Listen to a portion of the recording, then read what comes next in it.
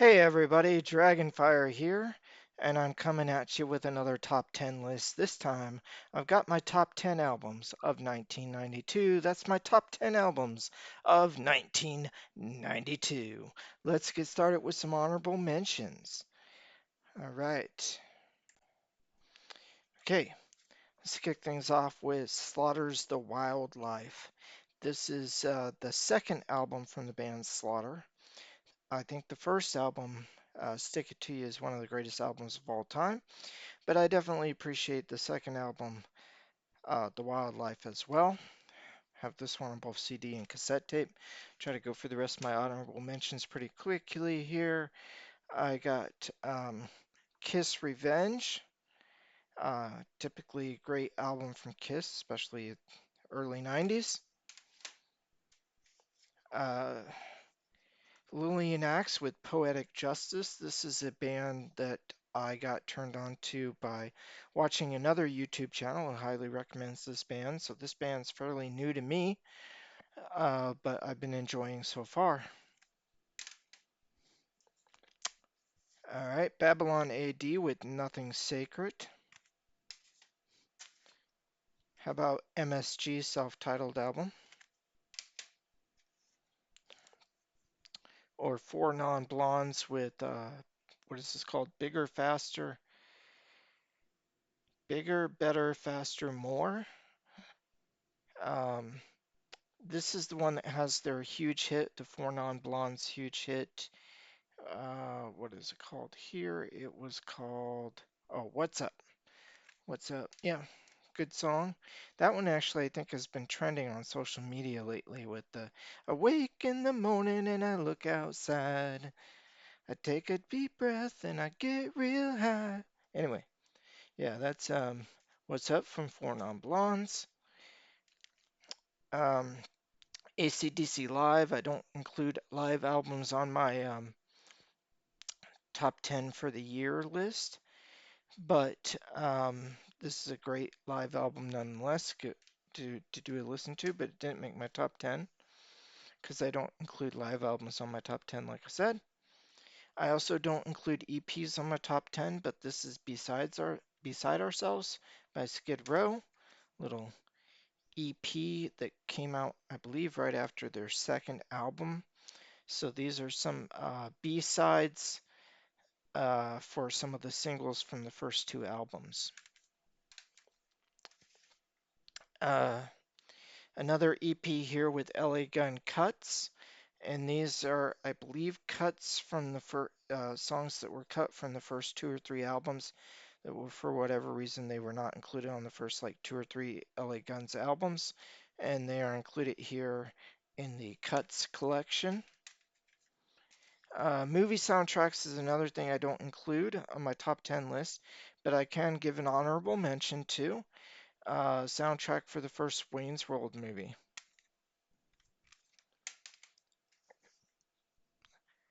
Life, Death, and Sex with their album The Silent Majority. Saigon Kick with The Lizard.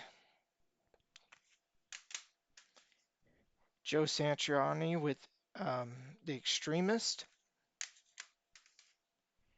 Got Steelheart with Tangled and Rains. You know what? Why did I not include this in my top 10? I may have to include this somewhere in my top 10. Okay, Lynch Mob's self-titled album. This is the second album from Lynch Mob. The first one to be a self-titled album. The first album was called Wicked Sensation, and this is the second album, just self-titled. Okay. Extreme's third album, Three Sides to Every Story. Hold Your Fire by Firehouse. This is Firehouse's second album. Bad Company with Here Comes Trouble.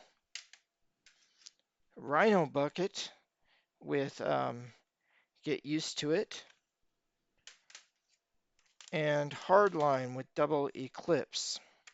So those are my honorable mentions.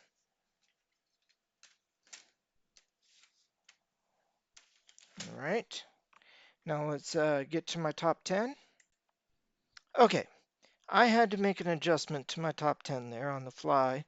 So I'm actually putting this as my number 11. It was going to be on my top 10, but this is close. It's my number 11. Don't Tread by Damn Yankees. Um, definitely the best song on the album is Don't Tread on Me, which is basically the title track of Don't Tread, the album. But yeah, Don't Tread on Me is a good song. I definitely do not think that this second Damn Yankees album is as strong as the first one. The self-titled debut was definitely one of my top albums of 1990. But the second album from 1992, not as good as the first, but still a decent album by Damn Yankees. So now, to officially get to my top 10, I'm going with Insecticide by Nirvana. Now, this is one where, um, even though I don't think the band considered it an official album, it was pretty, it was more or less a lot of people included as part of their discography, even if it's not official or whatever. But um, Molly's Lips is probably my favorite song from Insecticide by Nirvana. And what this is a collection of leftovers that were not included on the Nevermind album. Maybe some of them even go back further to songs that weren't included on their very first album, Bleach. So either songs that weren't included on Bleach or Nevermind. But yeah, Insecticide's not a bad little collection from Nirvana. Gave that my number 10. Okay, here's my number 9, Countdown to Extinction by Megadeth. I absolutely love the song Symphony of Destruction on this album, and I believe that was the biggest hit off this album. It's also my favorite personal song on the album, and really good stuff here. Countdown to Extinction by Megadeth, and you can see I've got a special edition DVD here, or excuse me, special edition CD of Countdown to Extinction by Megadeth. That's my number 9. Uh, yeah. All right. My number 8 is going to be Spinal Tap's Break Like the Wind. Fantastic album. I recommend the big hit single off Spinal Tap's Break Like the Wind uh, is Bitch School. So check out the song Bitch School from Spinal Tap's Break Like the Wind. Okay, next up, we got Stone Temple Pilots with their album Core. This is just an excellent album from beginning to end. Um, One of my favorite grunge albums. Stone Temple Pilots or STP, they're not considered one of the big four of grunge, but I would say in a lot of ways they're kind of just outside the big four. It might be five, six, seven, whatever of grunge. Stone Temple Pilots not bad. A lot of people like Purple, but I think Core is my favorite STP album. All right, now I'm going to put Tangled in Rains as my number 7. Or is this? Oh, number 6. Number 6. Why not? Did I lose count here? No, it should be on my number 6 now. Okay. So, Tangled in Rains by Steelheart. This is my favorite Steelheart album. I know the first Steelheart album had the big hits on it. But for me personally, the second one is a better album. For me, I think that the vocals just sound a little too much like screaming. In some songs on the first album, he just screams the vocals way too much. In this one, he can still go loud and he can still have that sharpness to his voice or whatever, but he doesn't sound as much like screaming. It sounds more like singing on this album. But anyway, if you don't know Tangled in Rains by Steelheart, this is such an excellent album by Steelheart. still doing their hair metal thing all the way in 1992. Okay, next up I'm going to have Jackal. This is a fantastic self-titled debut album from Jackal. I Stand Alone, I think, was the big hit on this one. But yeah, that's a good song. So is Dirty Little Mind. Uh, yeah, and all the songs on this album are just fantastic. If you don't know the band Jackal, give Jackal a try. You can see the song listing there. Okay, next up, I'm going with Weird Al Yankovic's. Now, Jackal was my number five. Weird Al Yankovic my number four. Off the Deep End, and this is one here. You can see the album cover is a direct parody of Nirvana's Nevermind that came out the year before in 1991.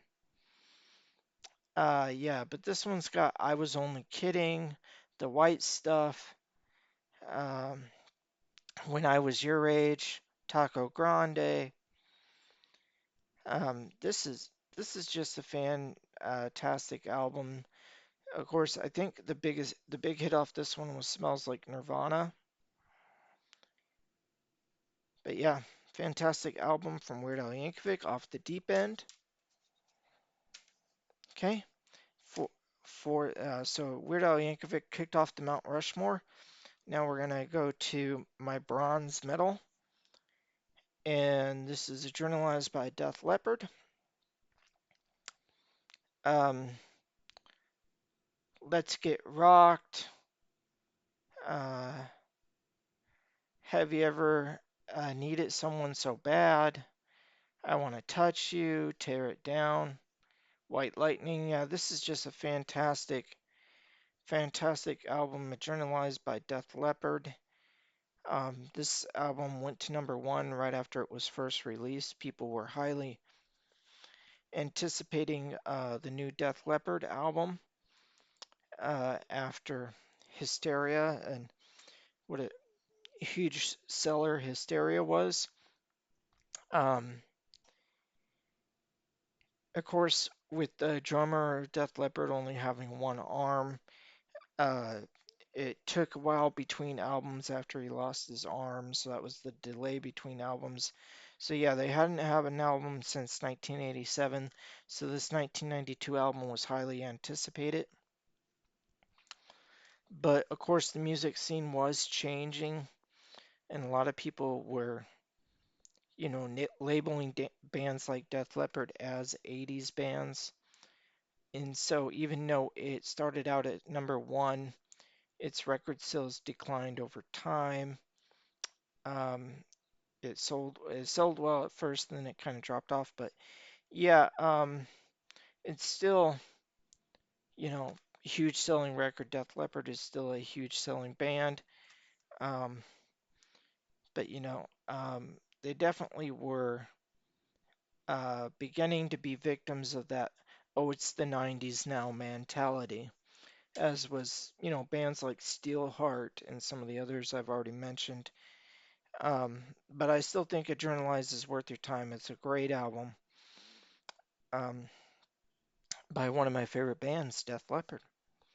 Okay, now let's go on. I guess my number two is going to go to Grave Dancers Union by Soul Asylum, Black Gold, Somebody to Shove, um, Without a Trace, April Fool, New World. This is a fantastic album.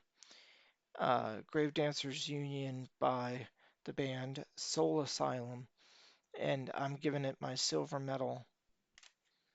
Kind of grunge or grunge adjacent at least.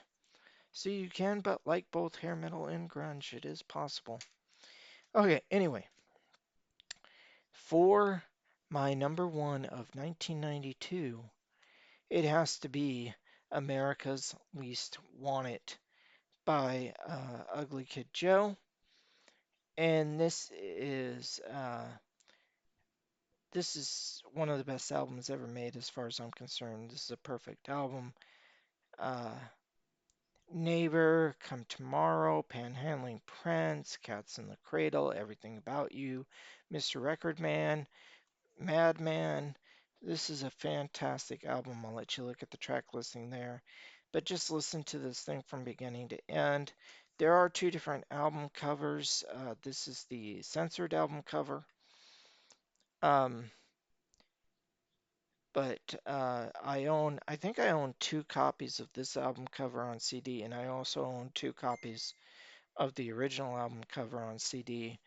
Um, and I own a copy of this on cassette tape. I believe it's the censored album cover, and my copy on vinyl is the original album cover. But anyway, if you don't know this album, to me, this is the greatest album of 1992. So check it out. It is Ugly Kid Joe's America's Least Wanted. Um, they definitely are influenced by the hair metal bands of the 80s and have some of that sound in here, but they're also incorporating a lot of other elements into their music as well, including the grunge that was popular at the time. Um, you can hear a little bit of that in there, and um, you can hear, some influence of thrash metal and funk metal. So yeah, definitely check out Ugly Kid Joe's America's Least Wanted. To me, the best album of 1992. All right, make sure you like, share, subscribe, comment. Yeah, leave a comment down below. Tell me your favorite album of 1992. Tell me your Mount Rushmore. Give me top 5, top 10, whatever you want. And have a great day, everybody. Dragonfire out.